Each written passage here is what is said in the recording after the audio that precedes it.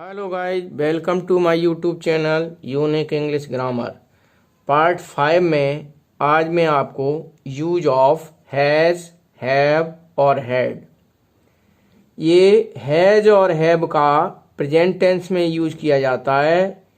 इसका हिंदी में अर्थ होता है पास है या रखता है, और हैड का यूज पास्ट टेंस में होता है। इसका अर्थ निकलता है पास था या रखता था। तो आओ सबसे पहले प्रेजेंट टेंस में देखें। जब वाक्य में किसी के पास किसी वस्तु का होना या न होना बताया जाए तो सिंगुलर सब्जेक्ट के साथ हैज और प्लूरल सब्जेक्ट के साथ हैव का यूज करते हैं। इसका स्ट्रक्चर वाक्य रचना देखें तो सबसे पहले सब्जेक्ट लिखेंगे। यदि सिंगुलर सब्जेक्ट होता है तो हैज़, और यदि प्लूरल सब्जेक्ट होता है तो हैव लगाएंगे। इसके बाद जो भी कॉम्प्लीमेंट होगा, जिस चीज़ का होना बताया जाएगा, वो यहाँ पर लिखेंगे। फर्स्ट में देखिए, सब्जेक्ट सिंगुलर नंबर ही, सी या किसी का नाम आए तो हैज, इसके बाद कॉम्प्लीमेंट लगाएंगे। एग्जाम्पल से देखें, राम के पास एक कार है तो सबसे पहले राम, ये सिंगुलर नंबर है, इसके बाद हैज और एक कार, ये कॉम्प्लीमेंट है।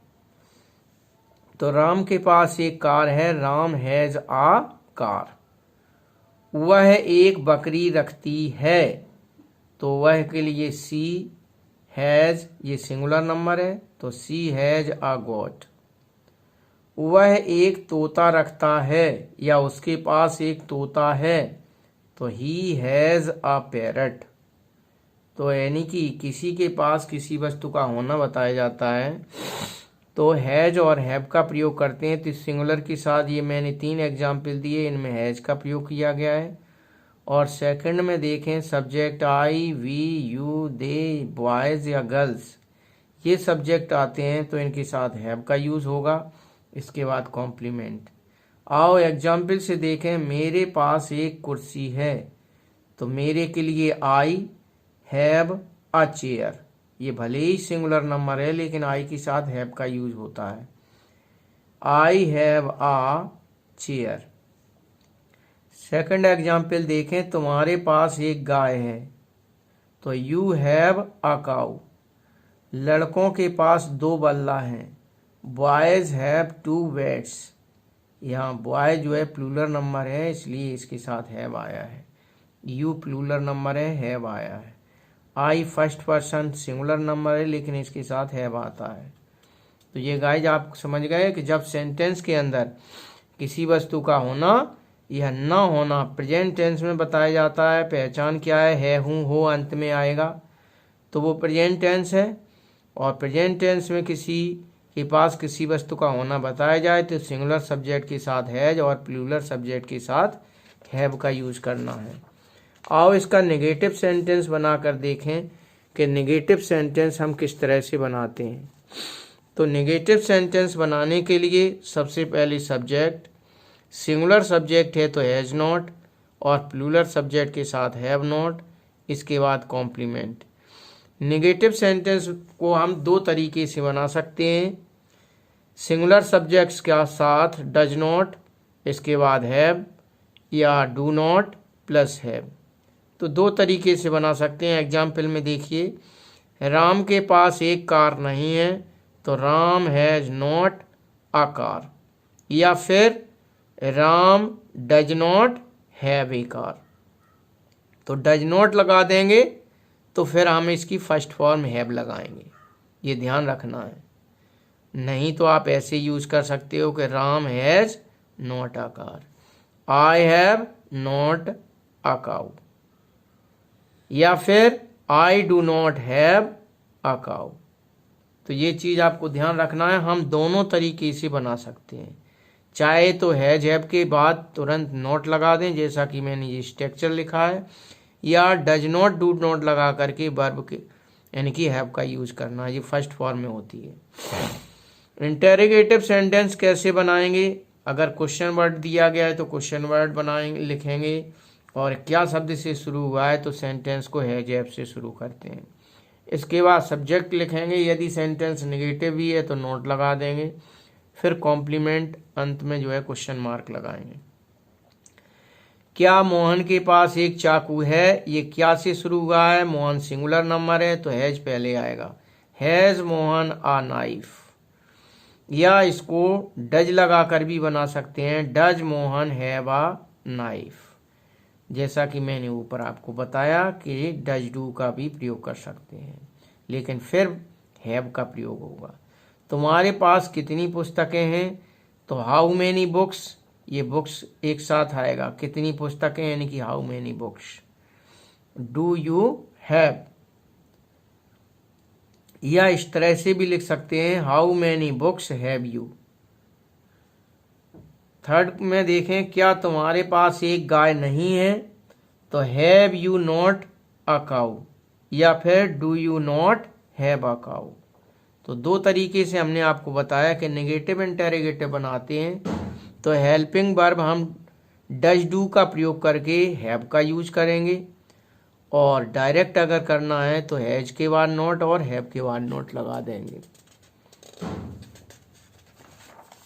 आओ अब पास्ट टेंस में हम देखें कि पास्ट टेंस में हम किस चीज का यूज करते हैं। तो पास्ट टेंस के अंदर हम हैज हैव के स्थान पर हैड का यूज करते हैं। तो जब वाक्य के अंत में पास था या रखता था ये शब्द लिखा होता है तो वाक्य में किसी के पास किसी वस्तु का होना या न होना बताया जाए तो हैड का यूज करते हैं।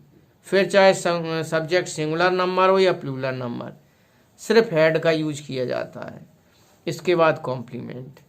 एग्जाम्पल से देखें, किसान के पास एक गाय थी तो फार्मर हैड अ काऊ। तुम्हारे पास एक कार थी, you had a car. Negative अगर इसका अपन बनाएंगे तो सब्जेक्ट हैड नॉट, इसके बाद कॉम्प्लीमेंट। इसे भी हम दो तरीके से बना सकते हैं, डिड नॉट हैव लगा सकते हैं। मेरे पास 4 कुर्सियां नहीं थी तो आई हैड नॉट 4 चेयर्स, या ऐसे भी लिख सकते हैं कि I did not have 4 chairs. Second example देखें, मोहन के पास बकरी नहीं थी, Mohan had not a cow, got, sorry, Mohan had not a got. या इस तरह से भी बनाएंगे, Mohan did not have a got. तो ये ध्यान रखना, चाहे डिड नॉट लगा दो तो हैव लगाना पड़ेगा। अब इंटेरोगेटिव देखें, तो इंटेरोगेटिव बनाने के लिए आपको जैसे सेम हमने आपको हैज हैव के प्रयोग के बारे में बताया वैसे ही इसका भी होता है। क्या शब्द से शुरू है तो सबसे पहले हैड लगाना होगा। तो क्या तुम्हारे पास एक छाता था, तो had you an umbrella. Ram के पास कितनी बकरियां थीं, तो how many goats had Ram. तो इस तरह से हम इंटेरोगेटिव सेंटेंस हम आपको बनाते हैं। तो प्रेजेंट टेंस में हैज हैव यूज करते हैं, पास्ट टेंस में हैड का यूज करते हैं जब वाक्य में किसी के पास किसी वस्तु का होना या न होना बताया जाता है। आओ इसकी एक हम एक्सरसाइज और करें जिससे हमारा और अच्छा अभ्यास हो जाए, आपको ठीक से समझ आ जाए। तो देखिए, पहले सेंटेंस में लिखा है मोहन के पास एक पतंग है, तो मोहन हैज अ काइट। ये सिंगुलर नंबर है इसलिए हैज लग गया। मेरे पास एक बंदूक है, तो आई के साथ हैव आता है, तो आई हैव अ गन। लड़कों के पास एक गेंद है, तो लड़के यानी कि बॉयज प्लूरल नंबर है, इसके साथ हैव आएगा, बॉयज हैव ए बॉल। मेरे पास कार नहीं थी, तो था थी लिखा है, तो I had not a car. उसके पास कैमरा नहीं है, तो he has not a camera. क्या राम के पास एक बांसुरी थी, तो हैड राम अ फ्लूट। या did Ram have a flute, कैसे भी बना सकते हो। तुम्हारे पास 5 पुस्तकें क्यों हैं, तो क्यों की अंग्रेजी वाई हैव यू 5 बुक्स। सरला के पास किसका कंबल है, तो किसका के लिए, हुज ब्लैंकेट, ये पूरा लिखा जाएगा, whose blanket had Sarla, sorry है जाएगा, है लिखा हुआ है, यहाँ क्या आएगा, है जाएगा। इसके बाद क्या सिपाही के पास कोई बंदूक नहीं थी, तो ये थी लिखा हुआ है, इसका मतलब हेड, तो had soldier not gun, sorry had soldier no gun, जब कोई नहीं आता है तो नो का यूज करते हैं, हेड सोल्जर नो गन। उस दर्जी के पास कितने कपड़े हैं, तो कितने कपड़े यानी कि हाउ मैनी, काउंटेबल नाउन है जे, तो how many clothes has that tailor. तो गाइज ये एग्जाम्पल के माध्यम से मैंने आपको हैज, हैव, हैड तीनों के यूज के बारे में कि किस तरह से इसका अफर्मेटिव सेंटेंस बनाते हैं और किस तरीके से हम नेगेटिव बनाते हैं और कैसे इंटेरोगेटिव बनाते हैं। तो सीधा सा है कि प्रेजेंट टेंस में हैज हैव का यूज किया जाता है, पास्ट टेंस में हैड का यूज करते हैं। नेगेटिव बनाने के हमने आपको दो तरीके बताए हैं। प्रेजेंट टेंस में डज, डू, इसके बाद नॉट लगा देते हैं और हैव का, हैज जो है उसका फर्स्ट फॉर्म हैव होता है तो उसका यूज करते हैं। यही बात अगर पास्ट टेंस में होता है तो हम helping verb did not use कर देते हैं, डिड का यूज कर देते हैं, नेगेटिव में डिड नॉट कर देते हैं और हैव आता है इसके साथ।